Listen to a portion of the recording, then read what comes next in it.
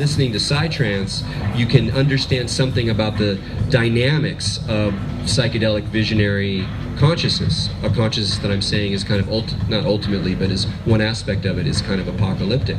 So the way that it tunes in on certain vibrations, the way that it modulates, the way that certain tones are affected, those are like maps of things that are happening energetically. So if you want to invoke yoga and kundalini and the chakras, which is, you know, part of the imaginary, it's part of the things you see on the walls or the people's t-shirts.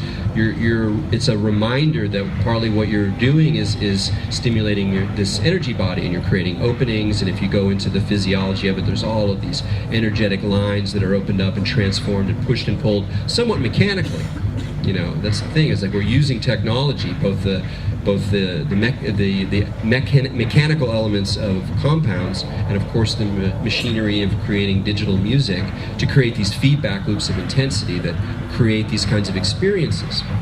So in some way you can look at what's happening inside this kind of visionary, apocalyptic, trance kind of mind frame. Again, when you're on the dance floor and it becomes a portal and it's all the demons and angels are fringing about, and that whole intensity is that, you know, we're at the far end of like being able to tweak the nervous system, you know, sometimes with synthetic compounds, sometimes with natural compounds, and yet what happens in this culture is a tremendous draw and attraction towards the old ways of being, towards tribal ways of being, towards pre-modern technological ways of being. So it's a fascinating contrast, you know.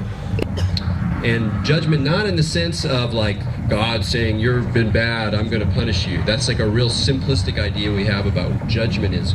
I would say the best analogy to what judgment is what we're realizing right now are the consequences of our actions on the planet. Like, oh shit, we don't get a free ride. Oh shit, there's feedback on all of these systems of exploitation that I personally am involved in necessarily just to live my life, and all the things that are happening, and it's like you can feel the come down or the bounce back.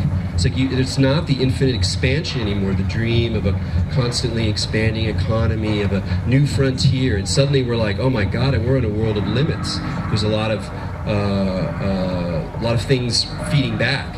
That's judgment, is like consequence, karmic feedback. So you have these guys out there, you know, railing away, and then when they write these texts, when the books in the Bible that are associated with the prophets are total wacky visionary documents. I mean, Ezekiel has this vision of God that sounds like a UFO. It's this box-like craft with wheels spinning in all directions, and these different beasts are leaning down from it, and you're like, what the hell is that? I mean, that's full-on visionary imagination. Do I think he was like taking mushrooms or something? Probably not. I don't really go for those sort of explanations. A lot of people are attracted to that kind of thing. I don't think it really matters. But what's interesting is when you find prophets, and especially prophets who are thinking about what happens at the end of days, what happens when history ends, what happens when the process that we're involved in, even if we're in in Judea 2,000 years ago, it's almost like you can feel on the inside it's leading towards something, but that something at the end is visionary. That something at the end has this quality of a trip or a dream with different deities and beings and crazy symbols. Some of them you can figure out, some of them nobody can figure out, but it's a realm of vision. And that's really what apocalypse means. You know, most of us, just the way people use it in general, it means like a big, messy tribulation at the end when everything goes rotten, or, you know, tsunamis and all the, you know, a nuclear explosion or something like that. But apocalypse, the word itself actually means revelation, revealing. And there's this idea that at the end of times, all will be revealed. Everything, there's no more secrets. No more secrets. You got Google Earth. You guys all leave information traces everywhere you go. Almost anything you do in the information networks is leaving a trace. We're just sort of almost, you know, within one generation destroying a whole concept of privacy that organized human life for, you know, millennia. And I want to insist that I'm not saying that biblical prophecy is true or whatever. I want to insist that this process is happening as much in our imaginations as in the world. You know, we worry about the environmental crisis as if the planet's going to be, you know, destroyed. No, the planet is going to be fine. The planet has gone through enormous catastrophes before. Gaia is, she's very powerful. She'll do fine. It's our world, the way that we live and our relations and the things we love, the trees we love, the animals we love, that is threatened. So it's our dream of reality, our sense of what goes on in reality that's threatened by this process, that causes us fear, that makes us mourn, that makes us yearn to be able to have more of what we love. So we're already inside of a kind of realized collective imagination, a kind of vision, but a vision that like develops this solidity and hardness of history. We're in this same process, waking up and dreaming, waking up and dreaming, waking up and dreaming.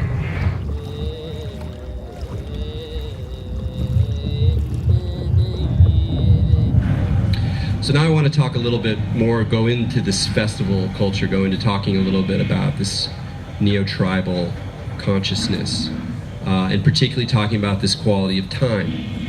Because one aspect of this apocalyptic or visionary consciousness, whether you look at it in the prophets of old or look at it in your own experience, is that time becomes very, very different.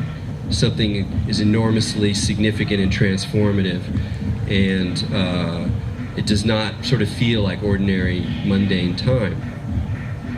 So what is a festival? You know, where does that come from? You know, people, anthropologists are going to totally agree with this, where, you know, people have been doing the same kind of thing everywhere for a long, long time. They draw together, they wear funny costumes, they paint their faces, if they have drugs, they take them, if they have alcohol, they drink it.